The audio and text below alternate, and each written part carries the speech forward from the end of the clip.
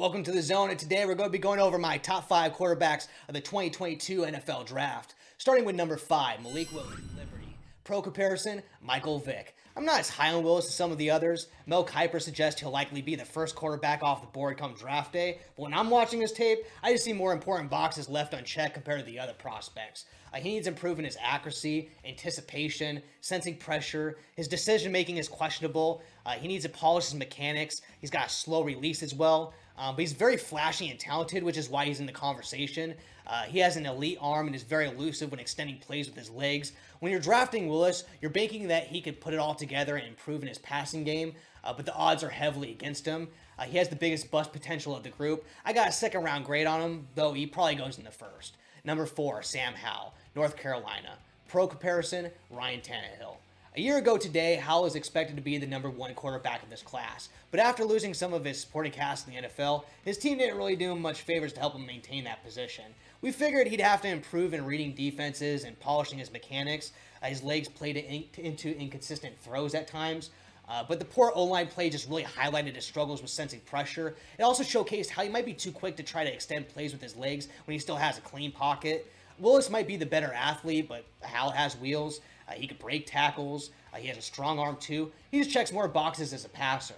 Despite the drops by his receivers, we see good accuracy when he has control of his lower body, good placement outside the numbers, tight spiral, good at navigating outside the pocket. I grade him as a late first rounder. Mechanics can be coached, but his inconsistencies after the first read, that's a little bit more of a hurdle for the team developing him, but he has franchise quarterback potential. Number 3, Matt Corral, Ole Miss. Pro comparison, Dak Prescott. Durability might be an issue due to the way he plays. I noticed as well that he sometimes holds the ball too long. He forces bad throws and rushes trying to play hero ball. His throws are like darts, so he lacks touch on his passes. His deep ball's kind of spotty, and so are his throws on the run. But he checks all the other boxes. Good accuracy on short-range throws, good release, solid throwing motion and footwork. He comes from a one-read offense, but we could see he's capable of looking off the safety with his eyes. He takes care of the ball well, rarely allows turnovers, good arm strength, can make all throws on all levels. He's not as dynamic as Willis with his legs, but he could be a threat on the run.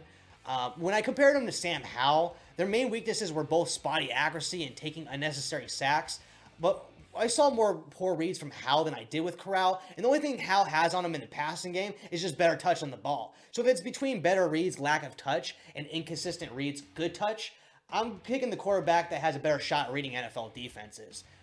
Mid-first round grade, top 15 pick.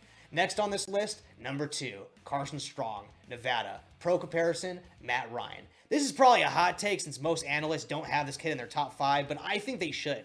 He didn't go against the best competition, but watching Carson Strong's tape, you see he could thread the needle and make throws only a handful of quarterbacks can make, often leading his receivers, illustrating anticipation, decent release, good awareness, and sensing pressure in the pocket, solid mechanics. He's got good size too, 6'4", 215 pounds, and his arm's like his last name.